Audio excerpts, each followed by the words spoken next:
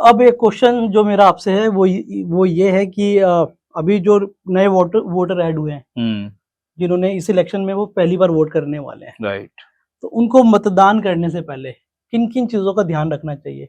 और मैं यहाँ पे बात सिर्फ दिल्ली के वोटर्स की नहीं कर रहा हूँ, मैं और दिल्ली के बाहर के वोटर की भी बात कर रहा हूँ, जहाँ पे आज भी लोग जात के नाम पर वोट डालते हैं। यस। तो उनको क्या आप मैसेज देना चाहेंगे? देखो मैसेज बहुत सिंपल सा है, ये जात के नाम पे और बाकी अदर स्टेट में भी आप जाते हो, ये चलता है कि मेरी कास्ट से या मेरी कम्युनिटी से कोई आ रहा है तो आई वुड सपोर्ट।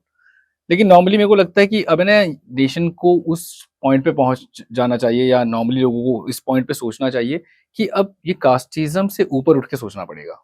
अगर सिर्फ कास्टिज्म तक रहेंगे तो मेरे को लगता है फिर वही हाल रहेंगे जो कि नॉर्मली हम बहुत पहले भी देख चुके हैं। मैं ये नहीं कह रहा कि कास्टिज्म वाले लोगों ने या कम्युनिटी वाले लोगों ने कम्युनिटी का फेवर नहीं किया होगा, बट अब एज अ नेशन हमें देखना पड़ेगा।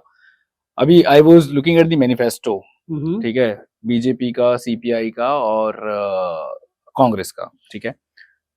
खैर बहुत सारे इसमें भी ऐसे पॉइंटर्स हैं जिसमें बहुत सारी चीजें उन्होंने बिल्कुल फाइनलाइज करके नहीं प्रेजेंट करी हैं, लेकिन हाँ कुछ चीजें।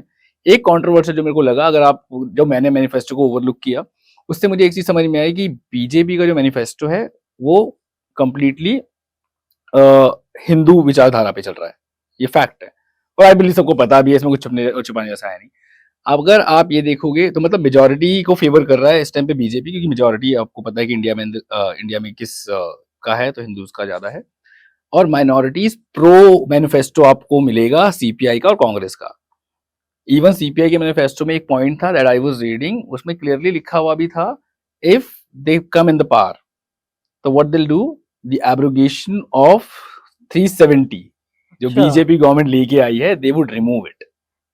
अच्छा, ये उन्होंने अपने मैनिफेस्टो में मैनिफेस्टो डाला में हुआ डाला है, हुआ है। ठीक है। तो उन तो कास्टिज्म वाले में कनेक्ट कर रहा हूँ आपको, तो यस कुछ पार्टीज कर रही हैं, लेकिन लोगों को सोचना चाहिए। इसमें एक पार्टीज अपना काम कर रही है, उनका काम है, क्योंकि भाई उनको जीतना है।